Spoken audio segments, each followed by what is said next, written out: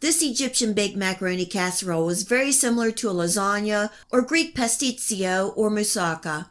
It is generally layers of pasta, meat sauce, and cheese. I'm starting with the meat sauce. In my skillet on medium heat, I added a couple tablespoons of oil and 1 medium diced onion. Cooking and stirring for about a minute, and then I'm adding in 4 cloves of minced garlic. We are flavoring a lot of meat and pasta, so we want a good amount of garlic. Cooking and stirring for about 30 seconds, and then I'm adding in my ground beef. I have about a pound of lean ground beef that I'm cooking, chopping, and stirring for about 5 minutes or until no longer pink. If you need to, you can drain off any excess fat. Now for some seasonings. I have about a 1/4 teaspoon each of salt and black pepper. Here I have a 1/2 teaspoon of cinnamon and about 1/8 teaspoon of nutmeg, and these combined are really going to give this dish a distinct flavor.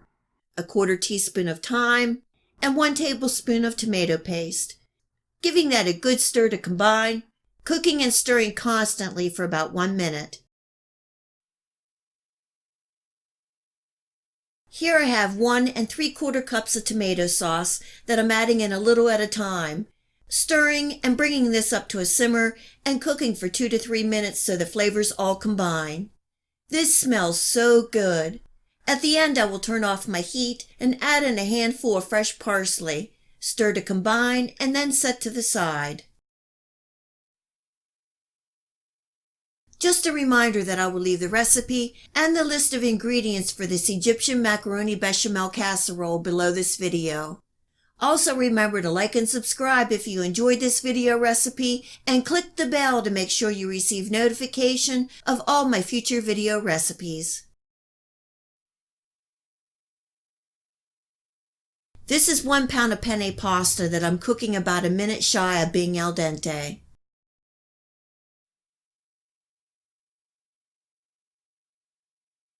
And now for the bechamel sauce. I have 5 tablespoons of butter and 4 tablespoons of flour. On medium heat, I'm melting the butter and then cooking and stirring for about a minute or 2. I'm slowly adding in 4 cups of whole milk, cooking and stirring well in between. You will see the sauce thicken. I'm keeping my heat at a medium to medium high. You don't want this to come to a full boil. You just want the sauce to thicken. For the seasonings, I'm adding in a pinch of salt and 1/8 teaspoon of nutmeg, giving that a good stir and removing from the heat.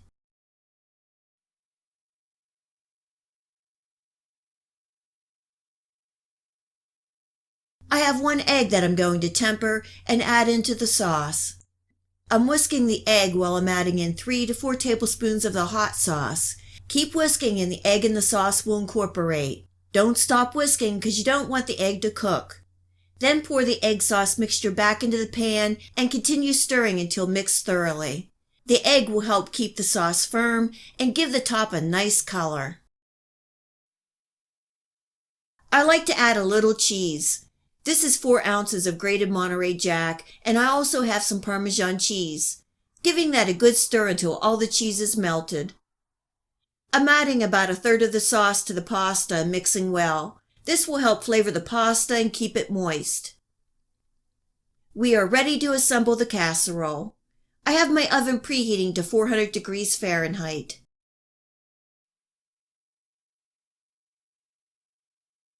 First, I'm adding in a ladle full of the sauce to the bottom of my baking dish so nothing sticks. About half of my pasta is leveled out on the bottom, and just give it a gentle tamping. A little sprinkle of cheese and a ladle full of bechamel sauce. All of the seasoned meat is leveled out in the middle. And another layer of grated cheese. This is the rest of the pasta. Again, just leveling and tamping. And finally, this is the rest of the bechamel sauce, pouring over the top and gently leveling. This is going into a preheated 400-degree Fahrenheit oven for 35 to 40 minutes or until the casserole is heated through and bubbly and golden on top. The smell is just amazing. Let the casserole rest for at least 15 minutes before cutting and serving. Everything is extremely hot. You can see the layers of the pasta and meat and bechamel sauce on top. You can taste the garlic and thyme, and in the background, the hints of the cinnamon and nutmeg. The creamy bechamel sauce is absolutely delicious and takes this casserole over the top. I hope you give this Egyptian macaroni bechamel casserole recipe a try and enjoy.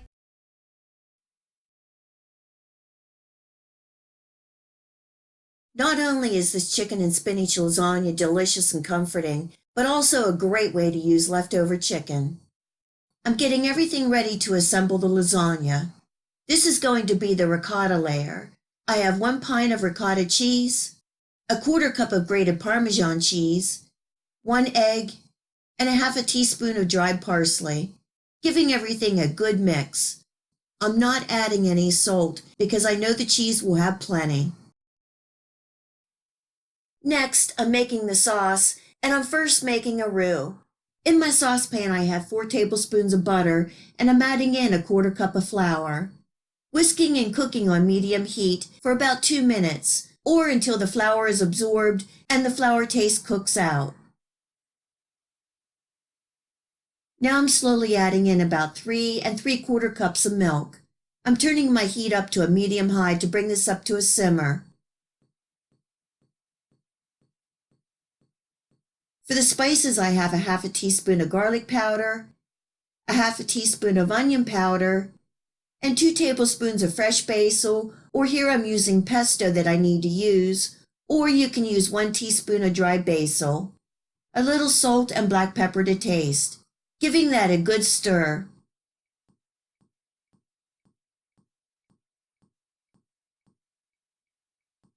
Once the sauce comes to a light simmer and the sauce slightly thickens, I'm adding in about a 1/2 cup of grated mozzarella cheese, or you can use Parmesan cheese, giving that a stir until the cheese melts and removing from the heat. I'm reserving about 1 cup of the sauce for the bottom and top of the casserole.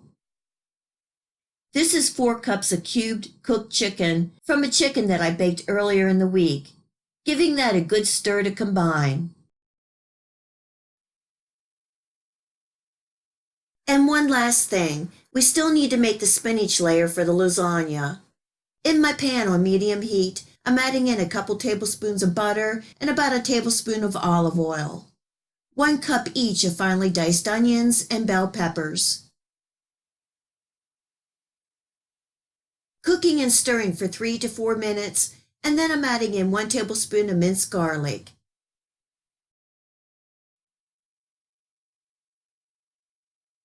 Cooking and stirring for a minute, and then adding a 1/2 teaspoon each of oregano and Italian seasonings. Each layer should be full of flavor. Giving that a stir and cooking for another minute, and then adding in 1 package of baby spinach. This looks like a lot of spinach, but it will wilt down as it cooks, and this will take about 2 to 3 minutes. Once done, I'm removing from the heat.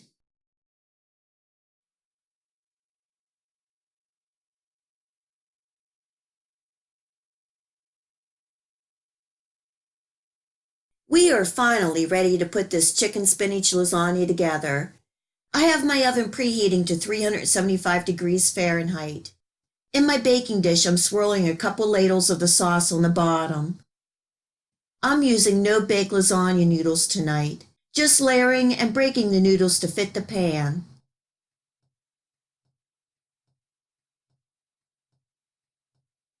Next, some scoops of the ricotta mixture and leveling out.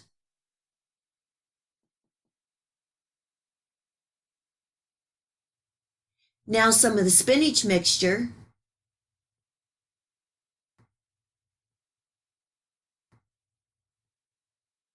A nice layer of the chicken and sauce, and leveling out as best I can.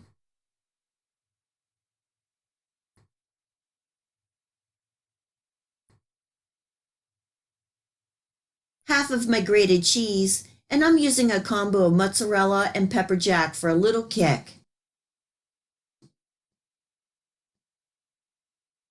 Another layer of lasagna noodles, ricotta mixture, spinach mixture, the rest of the chicken and sauce, a final layer of the lasagna noodles, and the other half of my reserve sauce.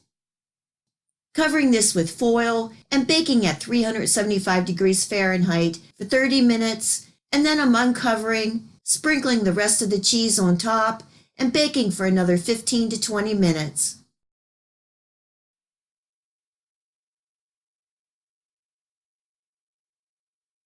The chicken spinach lasagna is done, and it smells oh so good. Letting this rest for a good 15 minutes and then serving. This is a rich and comforting meal. You can taste the creamy basil and garlic sauce with the layers of chicken, spinach, ricotta, and those comforting lasagna noodles. I hope you give this creamy chicken and spinach lasagna a try and enjoy. If you like this video recipe, please hit the like and subscribe button. Remember to hit the bell next to the subscribe to make sure that you get my future video recipes. You can also find me on Facebook and at my website. Feel free to share this recipe and my channel with your friends and family. And until next time, much love!